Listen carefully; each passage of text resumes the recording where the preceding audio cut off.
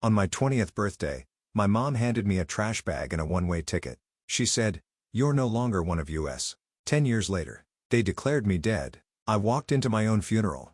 Shocking. I said, "Miss me? I'm Marceline." You know, most people worry about what their family will say at their funeral. But me? I watched my own mother read my obituary while I was still breathing. They declared me dead, held a church service, erased me from every photo, every memory, and I wasn't even invited. They sold my things, took my inheritance, rewrote the story like I never existed. And the worst part, they thought I'd never come back. But I did. It was an ordinary Thursday evening when my phone buzzed. I was halfway through folding laundry in my tiny apartment on the south side of St. Louis, the local news humming quietly from the TV. I almost ignored the notification. It was from Facebook Messenger. And let's be honest, who still uses that anymore? But then I saw the name, Shayla Boone. I hadn't heard that name in over a decade. My old high school friend, the girl who once snuck me out to late-night bonfire parties behind the soccer field. My thumb hovered over the message Curiosity one. Her message was short. "Hey, is this really you? Thought you were dead?" I blinked at the screen assuming she'd mixed me up with someone else. But then I scrolled down and saw the screenshot she'd attached. A Facebook post. Black and white photo of me at 16. Below it in bold letters. "In loving memory of Marceline Cross, our beloved daughter, sister, friend, 1992-2013. My stomach dropped. I stared at the post like it was a bad joke, a mistake, somebody messing around. But the more I looked, the colder I felt. Under the photo was a comment. "We miss her every day. She left us too soon." It was posted by Celine Cross, my sister. No, this couldn't be real. I shot a message back to Shayla. "What the hell is this? I'm alive." "Who told you I was dead?" Her reply came instantly. "Your mom. They held a memorial service, a big one at church. I thought you died in a car crash." My hands froze. I read her message twice, then 3 times. The room felt smaller, the air heavier. It was one thing to be disowned, cut out, forgotten. It was another to be buried alive. Before I could even process what I'd seen, another message popped up. "Here, you need to see this," a YouTube link. I hesitated for a second, then tapped play. The video opened with the Cross Family Church logo, the soft of organ music in the background. The camera panned across the crowded pews, familiar faces I hadn't seen in years. Neighbors, cousins, my parents' friends, all dressed in black. Then it landed on her. My mother, Verna Cross. She stood at the pulpit composed, graceful as ever. Her voice echoed through the sanctuary. "Today, we gather to remember Marceline, a troubled soul who lost her way. She's gone now, but we pray she's finally found peace." I couldn't breathe. They didn't just cut me off. They declared me dead publicly in front of God and everyone. The video panned to the audience, faces I grew up around, people who used to hand me casseroles at church picnics, who smiled and nodded every Sunday. None of them questioned the lie. None of them looked surprised. I let the video play to the end. My mother's crocodile tears, my father's stiff posture in the front row, Celine's blank stare, the slideshow at the end, a montage of childhood photos of me, my kindergarten graduation, my awkward teenage smile, the last photo of me at 16. They all sat there and mourned a funeral that wasn't real. When the video ended, the silence in my apartment felt suffocating. I sat there staring at the dark screen, feeling something rise inside me. Like grief mixed with rage, grief twisted into something sharp. I wasn't supposed to see this. They'd buried me without a body, without a question, without a fight. For 12 years, I'd worked my way up from nothing, scrubbing toilets and diners, waiting tables on weekends, putting myself through school. I built a life in the shadows because I thought I had no choice, but now I knew. They hadn't just left me behind. They'd erased me. And the worst part, no one, not one single person, had said a damn thing. The next hour blurred. I sat there replaying the video, reading the comments under that Facebook post. Cousins I hadn't seen in years writing things like, "She was always so troubled. We tried to help her. Her poor mother. Such a loss." I felt sick. I reached for my phone and typed out a message to Shayla. Why didn't anyone ask? Why didn't anyone look for me? Her reply was gut punch simple. "They said you didn't want to be found." That's when it hit me. They hadn't just killed me in words. They'd made me invisible. And they thought they could get away with it. I wiped my face, stood up from the couch, and walked to the window. The city lights of St. Louis glowed back at me, unaware, uncaring. But I was no longer the girl they buried 12 years ago. If they wanted me dead, fine. I'd come back as their worst nightmare. I stood by the window long after the city lights blurred into one another, long after the funeral video stopped playing in my head. The silence in my apartment pressed on my chest like a weight. I thought maybe if I stayed still enough I wouldn't feel it, that sickening emptiness, the ache of being wiped away. But stillness doesn't save you. It only gives the ghost room to scream louder. Eventually, I walked back to the couch and grabbed my laptop. The glow of the screen felt too bright in the dark, but I didn't turn on the lamp. I didn't want soft light tonight. I wanted the hard cold kind that showed everything. My fingers moved on autopilot. I opened the private folder I'd kept hidden all these years. Tucked away photos, old emails, scraps of memories I couldn't quite delete even when I wanted to. There I was smiling at my college dorm move-in day. Another picture of me and Shayla at a Halloween party covered in glitter, and one I hadn't looked at in years. Me at 19, hair tied up messily, sitting on the porch steps of the house I used to call home. That house. The place where everything ended. I closed my laptop, leaned back, and let myself fall into the memory. It was the night of my 20th birthday, spring of 2012. I had come home late, thinking maybe, just maybe, they'd save me a slice of cake. Maybe I'd get a smile from my father or one of those half-hugs from Celine. Foolish hope. Instead, I walked in to find my mother waiting in the living room, arms crossed, lips tight. She didn't even let me speak. "You've made your choice, Marceline," she said, cold as marble. "And you're no longer one of us." Before I could ask what she meant, she shoved a black trash bag into my arms. Inside, my clothes, haphazardly thrown together, and a one-way bus ticket to Kansas City. "That boy isn't your future. We are, but you've chosen rebellion. So go." My father stood in the hallway behind her, hands in his pockets, eyes fixed on the floor. Celine leaned against the staircase, smirking like she was watching a soap opera. I remember the weight in my stomach heavier than the bag in my hands. "You're really going to throw me out?" I asked, voice cracking. My mother didn't blink. "You made this bed. Now lie in it." Outside the night was cold for April. I sat at the curb for a while, the bus ticket crumpled in my hand, wondering if I should tear it up. But where would I go? No one ever comes looking for the daughter they've buried alive. That night stayed with me longer than any scar. But I thought that was the end of it, being discarded, pushed out. Turns out it wasn't enough for them to exile me. They had to erase me. I leaned forward now, opening my laptop again. On impulse, I searched my own name. Nothing. No old photos, no tagged memories, no birthday wishes from years past. My high school graduation post, gone. Photos from our family trip to Yellowstone vanished. It was as if every digital trace of me had been scrubbed clean. I opened Celine's profile out of spite, scrolling through her curated picture-perfect life, posts about family holidays, her big promotion at the bank, the annual church fundraiser. Every caption dripping with sugar. "Grateful for my beautiful family. Wouldn't be who I am without them," as if I'd never existed. Scrolling further, I found something that punched me right in the gut. A post from 2014. A photo of my childhood bedroom, empty and stripped bare, captioned "Cleaning out the past to make room for the future." I recognized the rug rolled up in the corner, the bookshelf my grandfather built, the one I used to line with borrowed library books. Gone. That's when I remembered a conversation I'd overheard on the night they kicked me out. Celine's voice muffled through the thin walls. "She brought this on herself. She's not family anymore." At the time I thought it was just anger. Now I knew it was something worse, something calculated. They hadn't just thrown me out, they'd erased me. The digital graveyard was complete. No trace of me anywhere. Every memory, every photo, every post deleted. A part of me wanted to slam the laptop shut and pretend I hadn't seen it, but the other part, the part they couldn't kill, kept me scrolling, digging, screenshotting everything I could find. I wasn't going to disappear quietly. As dawn began to creep through the blinds, I closed the laptop and sat in the dark for a while, listening to the city waking up outside my window. Then I whispered to myself like a promise, "You wanted me erased, but I'm still here, and I'm coming back." The sun had already begun to rise by the time I stood up from the couch. My apartment was bathed in that soft, hesitant light that only comes at dawn, when the city hasn't fully woken up and everything feels fragile. I hadn't slept. Couldn't. My head buzzed like a radio stuck between stations, thoughts jumping from one to another without landing anywhere solid. The funeral video, the empty digital footprint, Celine's cold words, it all circled endlessly. I moved to the kitchen, made a cup of bitter black coffee, and sat back down at my desk. My laptop stared back at me, waiting. Part of me wanted to shut it, pretend this nightmare had ended with the sunrise, but I knew better. They wanted me erased. I was about to show them how badly they'd failed. Without thinking, I opened an old folder buried deep in my files, documents I hadn't touched in years. Bills, contracts, loan applications, rejection letters. A trail of my life back when I was building it from scratch. That's when I saw it. A loan application from 2018, denied. The reason stared back at me like a slap in the face. Applicant listed as deceased. My stomach dropped. This wasn't a mistake. This was paperwork murder. I scrolled back through other letters, emails, old tax documents. 3 times over the years I'd been flagged as deceased in records.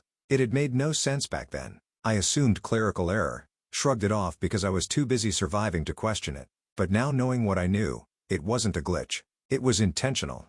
I grabbed my coat without thinking, left the coffee half finished on the table. The early morning chill of St. Louis hit my face as I stepped outside. The streets were still quiet, city buses just starting their routes. By the time I reached City Hall, the building had only just opened. A clerk at the records desk greeted me with a bored smile asking how she could help. "I need a copy of a death certificate," I said. She raised an eyebrow. "A family member?" I swallowed. "Mine." The clerk blinked but didn't ask questions. She typed my name into the system, fingers clicking quickly against the keyboard. A minute later, she frowned then glanced up at me. "It says here you passed away in 2013. I felt like the floor cracked beneath me. She printed the document without hesitation and slid it across the counter. There it was. My name, my birth date, my supposed date of death, signed and filed by none other than Verna Cross. My mother, the cause of death, accidental, vehicular. The lie, neat and official, stamped with the city seal. I walked out of City Hall holding a copy of my own death certificate, the paper burning against my fingers. It wasn't until I reached the sidewalk that the second punch hit me. The inheritance? Back when my grandmother passed, she'd left something for me. A small trust fund. Nothing massive, but enough to start fresh. I tried to claim it when I was 21, but the lawyer had told me there was no mention of me in the records, that everything had gone to Verna and Celine. I hadn't thought much of it back then. I assumed my grandmother changed her will or maybe my mother made sure I was written out. But now I marched straight to the law office I hadn't set foot in for over a decade. Same gray walls, same stiff chairs, same receptionist with the same tired smile. The lawyer, Mr. Aldridge, barely remembered me at first, but when I told him my name and asked to revisit my grandmother's case, something shifted behind his eyes. "You know," he said, adjusting his glasses, "I always thought it was odd. You were supposed to be listed, but your mother provided proof of your death when the estate was processed." He pulled up the old files. There it was again. My death certificate used to legally remove me from the will. They hadn't just declared me dead. They'd stolen everything I was supposed to inherit, all because to them I was better off erased. I left the law office with copies of the documents tucked under my arm, my mind moving faster than my feet as I walked back to my apartment. By the time I stepped inside, the city was fully awake. The morning sun glaring through my blinds like it wanted to expose everything I'd uncovered. I laid the documents on my dining table, my death certificate, the loan rejection, the inheritance file, evidence, proof of what they'd done. They'd killed me on paper, but I was still here, and I was done letting them write the story. I pulled out my phone, opened the airline app, and booked a one-way ticket back to St. Louis. It was time to face the family who buried me alive. The plane touched down in St. Louis just before noon, the wheels rattling hard against the runway as if even the ground was reluctant to welcome me back. As I walked through the airport terminal, I kept my head low, sunglasses hiding the storm brewing behind my eyes. I hadn't set foot in this city in over a decade, but somehow everything felt exactly the same and nothing did. I rented a car at the curbside, the clerk barely glancing at me when I handed over my ID. I drove through the streets I once knew like the back of my hand, the skyline of the city looming in the distance sharp against the clear blue sky. It wasn't until I turned onto Kingsbury Avenue that my hands started trembling on the wheel. There it was, the old church, the place where they'd held my funeral. The Cross family church hadn't changed. Same red brick exterior, same white steeple scraping the sky. For a moment, I slowed the car, staring at the front steps where I used to sit after Sunday school, waiting for my father to finish small talk with the congregation. Now those steps were stained with a memory I couldn't scrub clean. I didn't stop. I kept driving past the familiar corner store, past the park where I used to sneak cigarettes behind the bleachers until finally, inevitably, I turned onto my childhood street. The Cross family house sat quietly at the end of the block. Same manicured lawn, same white shutters, the same rose bushes my mother pruned every Saturday morning, except now it felt like a tomb. I slowed but didn't park just enough to let my gaze linger on the front door, the one I used to walk through every day without realizing how quickly it could close behind me forever. As I drove past, memories pushed their way to the surface like unwelcome guests. It was late at night, the night Verna threw me out. I'd been standing in the living room holding that ridiculous black trash bag. My father across from me, Harlan Cross, the man who used to tuck me in with bedtime stories about brave girls who fought monsters. That night, he couldn't even meet my eyes. "Harlan." My mother barked at him, her voice sharp, cutting. "Say something to your daughter." He didn't. He stood there like a statue staring at the floor. shoulders hunched as if he'd shrink into nothing if he stayed still enough. I remember the taste of copper in my mouth, the panic rising like bile. "Dad," I whispered, hoping, begging for him to step in. "Stop this madness." He shook his head. "Your mother's right," he said quietly, voice hollow. "You've made your choice." That choice cost me everything. The memory faded as I pulled into the parking lot of a small motel off Del Mar Boulevard. I didn't want to stay anywhere too close to their world. The motel clerk barely looked up when I paid for 2 nights in cash. Once in my room, I dropped my bag on the bed and collapsed into the chair by the window, staring blankly at the afternoon traffic crawling past. The past wouldn't leave me alone, so I stopped trying to outrun it. I reached for my old phone, the one I hadn't used in years but still kept tucked in a drawer for reasons I couldn't explain. I powered it up, the battery barely clinging to life. I sifted through old voicemails, old texts, deleted folders. That's when I found them. A folder I didn't remember saving, messages from my father, unsent drafts, never delivered. "I don't know if you'll ever read this. Your mother, she's not making this easy. I wanted to call you on your birthday." I should have stopped her. Each message felt like a knife carving into old scars. He tried, but not enough. In my email drafts, there were letters. Awkward, clumsy apologies typed out, but never sent. Letters that stopped short of taking responsibility. "Your mother thinks I shouldn't talk to you. She says it's for the best. I hope you're safe wherever you are." I closed the phone and let out a long breath I didn't realize I'd been holding. He wasn't innocent, but maybe he wasn't heartless either. That night back in the motel, I sat at the small desk by the window, pen in hand, notebook open. I'd stopped writing in journals years ago, but tonight, the words needed somewhere to land. "Silence is a choice," I wrote, "and he chose to let me die." I closed the notebook gently like it contained something fragile. My phone buzzed against the table, pulling me out of my thoughts. A message from an unknown number. "Family anniversary party tomorrow. Everyone will be there." My heart stilled. It wasn't an invitation. It was a warning. Morning sunlight crept stubbornly through the thin curtains of my motel room, casting long stripes across the rumpled sheets. I hadn't slept well. My mind kept looping that message. Family anniversary party tomorrow. Everyone will be there. They called it a party. To me, it sounded like a funeral I hadn't agreed to. I reached for my phone the moment I opened my eyes. Notifications blinked in the corner of the screen. One stood out. A forwarded Facebook event from an unknown account. I tapped it open.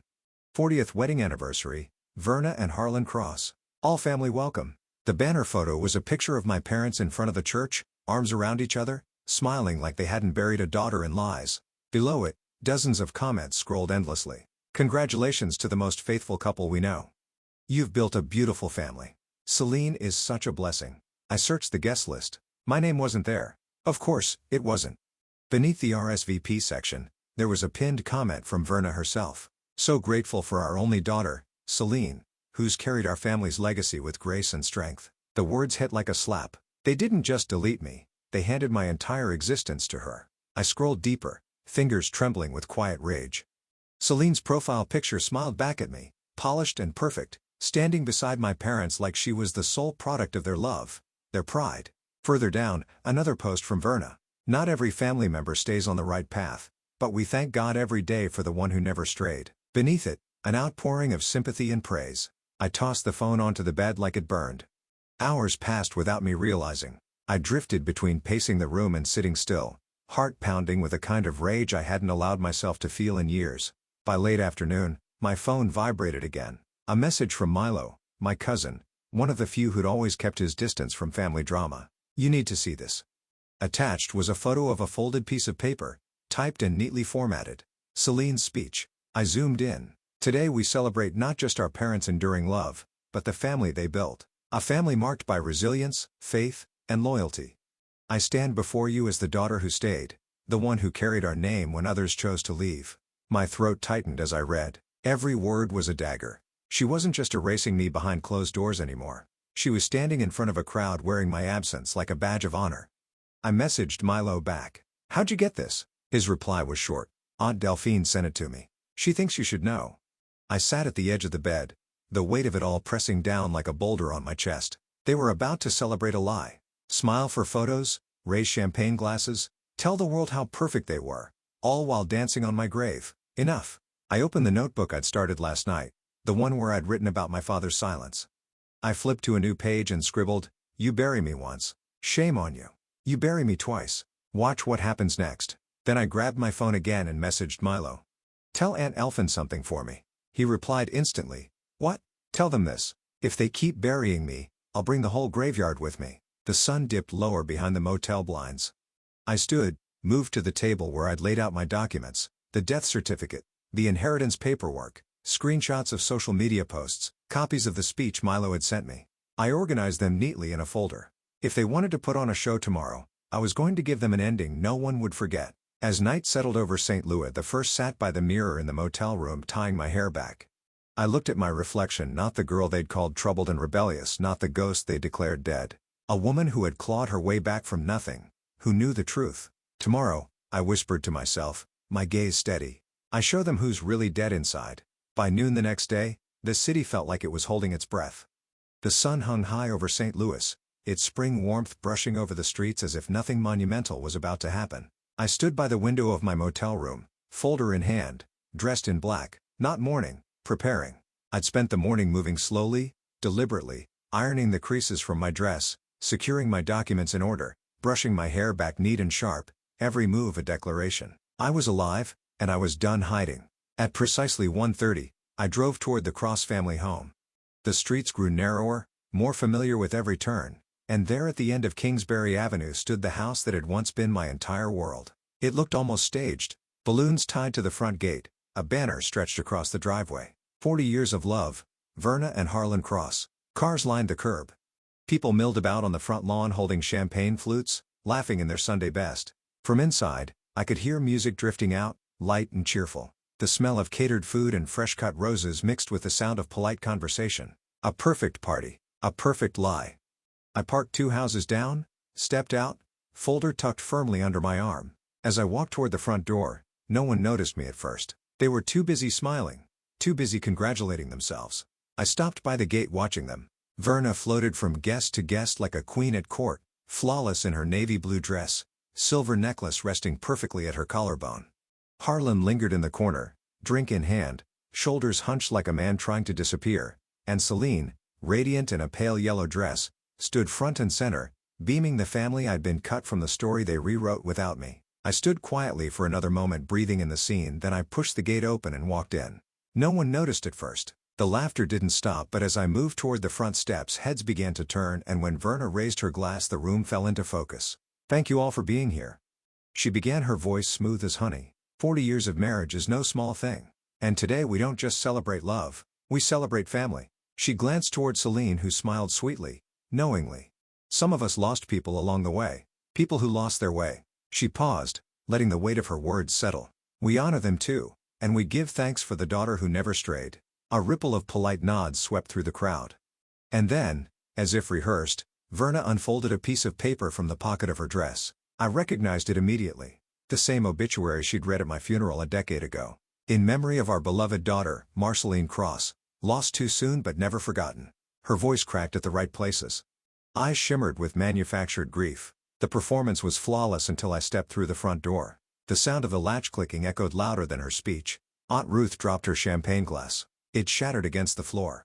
A hush rippled through the crowd like an electric current. Verna froze mid-sentence, the obituary slipping slightly in her hands. Celine's smile faltered, her eyes locking onto mine. I took one step forward, then another, the folder clutched tightly in my hand. Sorry to interrupt, I said calmly, my voice carrying across the room.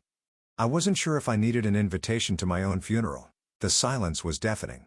All eyes turned to Verna, then back to me. Some faces registered confusion, others horror. Verna's lips parted but no words came out. I walked forward slow and steady until I stood in the center of the room. You declared me dead, I said, voice steady. You held a service. You read my obituary at a church filled with people who clapped and nodded and prayed. I paused, letting the weight of it settle. But here's the problem, I continued, pulling open the folder. You can't bury someone who's still breathing. One by one, I laid the documents on the cake table. First, the death certificate stamped and signed by Verna's own hand. Then the inheritance file showing how I'd been erased to funnel money elsewhere. Next, the rejection letters marked deceased applicant. Finally, screenshots of social media posts, the obituary, the lies that had been repeated over and over. You told everyone I was gone, I said, turning to face them all. But I've been living, working, building a life while you were mourning a corpse you invented. The room remained frozen. No one moved. Verna's hand trembled against her glass. Celine stood rigid, mouth tight, gaze darting to the documents as if she could will them to disappear. Then from the back of the room a voice broke the silence. "You're not alone anymore." I turned. Aunt Delphine stood near the hallway, her eyes locked on mine. Beside her, Milo stepped forward too. A fracture began to split the room, clear and visible. Some faces turned toward Verna in doubt, others looked away in shame. The ghosts weren't staying buried. The family was about to split wide open. The silence that followed Aunt Delphine's words didn't last long. It cracked like thin glass under the weight of too many whispers, gasps rippling through the crowd. I could feel the room shifting, eyes darting between me and Verna, mouths half open in disbelief. Someone near the cake table muttered, "Is that really her?" Another voice, lower, more hesitant, "She's supposed to be dead." The murmur grew louder, rolling across the room like a wave ready to crash. Verna tightened her grip on her champagne glass. Her lips pressed into a line so thin it almost disappeared. Celine's stare hadn't left me. She looked like she'd swallowed glass, rigid, sharp, ready to cut. Aunt Delphine stepped forward, her heels clicking against the polished floor, the sound slicing through the tension. "I've stayed quiet long enough," she said, voice steady but strained. "It's true. Marceline's alive. She's been alive all these years, and we've all been part of the lie." A ripple of movement near the back of the room, some guests shaking their heads, others exchanging frantic glances. Verna's eyes snapped toward Delphine. "Sit down," she hissed, sharp enough to slice skin, but Delphine didn't flinch. "I won't." Next to her, Milo straightened, his gaze locked on Celine. "You did this," he said, voice louder now. "You helped them erase her. You sat back while they buried your own sister and called it righteousness." Celine's jaw clenched. "You don't know what you're talking about, don't I?" Milo shot back. "I was there the night they cleaned out her room. You acted like she never existed." The crowd shifted again, this time with a noticeable divide. Some family members moved closer to Delphine and Milo, others drew tighter around Verna and Celine like soldiers readying for battle. Verna regained her poise like it was a second skin. She raised her chin, her voice slicing through the noise. "You want to talk about family?" she snapped. "Family doesn't betray their blood. Family doesn't abandon everything we stood for and come crawling back just to destroy what's left." I met her gaze without blinking. "You destroyed it yourself the day you decided I was easier to bury than to love?" The room erupted, voices overlapping. People arguing in corners, some already heading for the door. Years of polite smiles and Sunday prayers unraveling in real time. Celine stepped forward, her eyes burning. "You're only here to ruin everything. You always were the problem, Marceline." My fingers tightened around the folder in my hand. "No, Celine. The problem is that you believed your lies so long you thought no one would ever question them." I glanced at the crowd, some avoiding my gaze, others nodding quietly. "You erased me," I continued, voice cutting cleanly through the noise. "But I rebuilt myself. Without you. Without any of this." I laid the folder down on the table next to the half-eaten anniversary cake. "I didn't come here for your approval. I came here to bury your lies." A few family members clapped, hesitant but real. Others shook their heads, muttering beneath their breath. Verna's face remained carved from stone. Celine's eyes shimmered, not with tears, but rage. Then Verna leaned toward Celine, her words barely audible but sharp enough to slice. "If she wants a war," Verna whispered, her gaze still pinned on me, "we'll give her one." And just like that I knew. The real battle hadn't started yet. The next morning felt too quiet. I sat at Aunt Delphine's kitchen table, a chipped coffee mug warming my hands, the air thick with tension.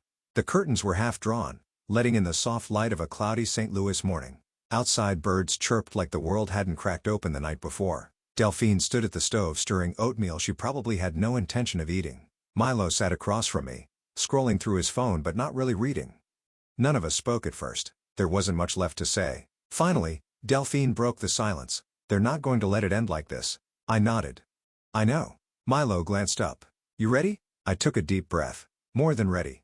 The phone on the counter buzzed. Delphine checked it and turned the screen toward me. A message from one of our cousins. "Family meeting today, 3 p.m. at the house.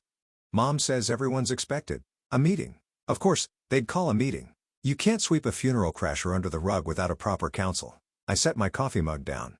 Let's give them the funeral they deserve. The hours leading up to it crawled by, but somehow by the time I stood again in front of the Cross family home that afternoon, it felt like I'd blinked and arrived. No balloons this time. No champagne. Just a driveway full of parked cars and heavy silence hanging over the lawn. Inside, the living room was packed. Verna sat stiffly in her armchair like a queen in exile. Celine stood beside her, arms crossed, jaw tight, Harlan occupied the farthest corner of the room, eyes trained on the floor. Aunts, uncles, cousins, everyone was there waiting. The door clicked shut behind me. No one smiled. Verna's voice sliced through the room first. "Let's get this over with." I stayed standing. "I wasn't here to sit politely. You want to talk?" I said, voice even. "Fine. Let's talk." Delphine took a seat near the fireplace. Milo hovered by the doorway. Celine spoke next, her tone brittle. "You've humiliated this family enough." I met her gaze without blinking. "No, Celine. You humiliated yourselves the moment you decided to erase me." The conversation spiraled quickly after that. Verna pointed a trembling hand at me. "You always wanted to tear this family apart. You've done it now. You tore it apart the day you signed my death certificate." I shot back, pulling out a copy and laying it on the coffee table like a weapon. "You decided it was easier to kill me on paper than face who I really was." The room stirred. I reached into my folder, laying out document after document. The inheritance paperwork rerouted to Celine's account. The loan rejections marked deceased. The social media posts. The obituary read in church like scripture. "You didn't just cut me out," I said. "You rewrote the entire story." All eyes shifted to Verna. She remained silent. Then, from the corner, Harlan's voice broke the tension. I knew. The words fell like a brick in the middle of the room. Verna whipped her head toward him. "Harlan, don't." He didn't look at her. His eyes stayed on me. "I knew what your mother did. I knew about the papers, the lies." His voice cracked raw. "And I did nothing." He finally looked up, voice breaking. "I was a coward." No one spoke. I swallowed the lump rising in my throat, forced my voice steady. "You let me die because it was easier." Harlan nodded, once a broken man. I took a step forward, letting my eyes sweep across the room. "Enough of this. I didn't come back to be forgiven. I came back to finish this." I reached for the last document in my folder, a formal legal complaint stamped and signed. "I filed charges," I said clearly, voice ringing through the room. "Fraud, falsifying government records, inheritance theft." Gasps erupted. Someone whispered, "She's serious." I wasn't finished. "And tomorrow," I added, "a journalist from the Post will be publishing the whole story. Every lie. Every document. You wanted to bury me? Now the whole world will know how you did it." Verna's face drained of color. Celine's lips parted. No sound coming out. Around the room, family members shifted uncomfortably. Some standing, some turning away. Verna sank back into her chair like the air had been knocked out of her. Celine, face flushed, spun on her heel and stormed toward the door. Before she reached it, I spoke one last time. "This isn't the funeral you planned." She stopped. "But it's the one you deserve." 1 week later, the streets of St. Louis felt quieter. I sat on the edge of my new apartment's balcony, coffee in hand, staring out at the skyline I'd once thought I'd never see again. The war was over, but the echoes of it still hummed under my skin. The fallout had been swift. Verna lost everything that mattered to her. Not the money that was untouched by the law, but the thing she valued more, the image. The church revoked her leadership roles. Her friends stopped calling. The community that had once hung on her every word now crossed the street to avoid her. Celine didn't fare much better. She took a leave from her job a day after the family meeting. The whispers in her workplace became unavoidable. The Cross family name used to mean something here. Now it meant betrayal. Harlan moved out of the house 2 days after I left. No fanfare. No goodbye. He left behind only a message forwarded to me by Delphine. "I failed you." There were no victors, just survivors. I took a slow breath, letting the morning air cool my lungs, and thought back to that family meeting. The day everything cracked open. It hadn't felt like winning, but it felt like the truth. That afternoon, I'd walked out of the Cross home and gone straight to the courthouse. The charges I filed against Verna hadn't earned her jail time. Forgery and fraud? Yes. But the law has a funny way of treating family crimes. She paid a hefty fine, was ordered to complete 200 hours of community service, but the real punishment wasn't legal. It was the empty pews at church on Sunday, the friends who stopped answering her calls, the names she couldn't clean. And me? I kept my promise. I told the whole world what they did. A month after the meeting, I launched the first episode of my podcast, The Girl They Buried Alive. I spoke into the mic in my small living room, voice steady but raw. I didn't just tell my story, I laid it bare. Every document, every lie, every silence. The downloads started slowly, then the messages came. Strangers from Ohio, California, Texas, women, men, people who'd been erased by their own families, each of them carrying their own scars, their own ghosts. Some nights I sat up reading their emails until the sun came up. I wasn't the only one. One evening, Milo came by with a bottle of wine and Delphine trailing behind him, holding a pie she'd baked herself. We sat around my tiny kitchen table, no speeches, no apologies, just laughter and long silences that didn't feel heavy anymore. At one point Milo raised his glass and said quietly to the ones who stayed, Delphine added, and the ones who came back. We ate, we laughed, we let the wounds breathe. Later that night, I stood by my window looking out at the city lights. It wasn't the family I was born into, but it was the family I chose, and somehow that felt better. As dawn began to color the sky, I stepped out onto the balcony, letting the cool breeze brush against my skin. They tried to bury me, but I'd learned something about things buried deep.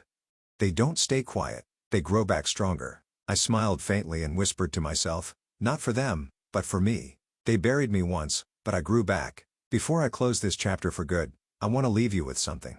If there's one thing I've learned from this journey, it's this. Family doesn't always mean protection.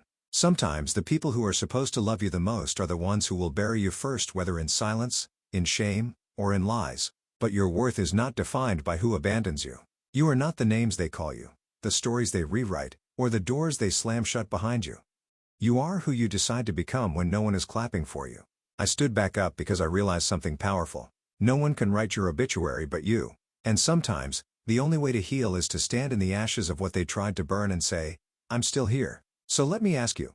Have you ever felt like someone tried to erase you? Have you ever been told you wouldn't make it, and yet here you are, breathing, standing tall? If this story touched something in you, I want to hear about it. Drop a comment with a 1-inch if you've ever had to fight your way back when the world wrote you off, or tell me where you're watching from. I'd love to know how far this story traveled.